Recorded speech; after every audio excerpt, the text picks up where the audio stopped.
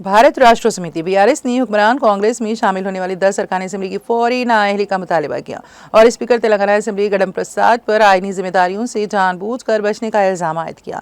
BRS के वफ्द में Srinivas Yadav, Gangula Kamlakar, KP. Vivekananda, चिंता प्रकाश, मानिक राव, डी सुधीर रेड्डी, कालीरू वेंकटेश, कौशिक रेड्डी, अनिल जाधव और एम गोपाल शामिल थे।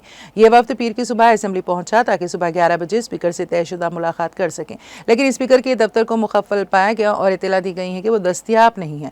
बतौर एहतजाज बीआरएस के अरकान असेंबली ने असेंबली अहाते में महात्मा गांधी के मुजस्समे के सामने अपनी दरख्वास्त जमा कराई और इसे जमहूरियत के तहफ़्फ़ुज़ की अलामती कार्रवाई करार दिया।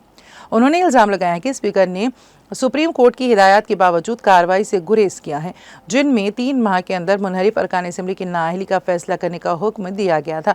गंगुला कमलाकर ने कहा, सुप्रीम कोर्ट ने वाज़ेह हिदायत दी हैं, स्पीकर को 3 माह के अंदर कार्रवाई करनी चाहिए। हम मुनहरिफ अरकान असेंबली की फौरी नाअहली का मुतालबा कर रहे हैं ताकि जमहूरी इक़दार को बरकरार रखा जा सके। बीआरएस ने ऐलान किया है कि वो अपनी जदोजहद जारी रखेगी और इल्ज़ाम लगाया है कि कांग्रेस हुकूमत सियासी फ़ायदे के लिए जमहूरी इदारों को कमज़ोर कर रही है। అయ్యా సుప్రీంకోర్టు ఢిల్లీలో ఉంది, మరి ఆ సుప్రీంకోర్టు యొక్క ఆదేశాలు ఇక్కడ దాకా వినబడతలేవా? నేనేమంటున్నా, సుప్రీంకోర్టు ఆదేశాలు మీకు వినబడతలేవా అంటున్నా. నేను ఒకటే డిమాండ్ చేస్తాం, మేమందరం బీఆర్ఎస్ పార్టీ పక్షాన. సుప్రీంకోర్టు ఇచ్చినా కూడా మీరు కాలయాపన చేస్తే ఒక బాధ్యత గల స్పీకర్ గారు మీరు ప్రజాస్వామ్యాన్ని అలరాచినట్టుగా అవుతుంది. అంతిమంగా మీరు ఒక ప్రజాస్వామ్యం కావాల్సిన బాధ్యత మీదే.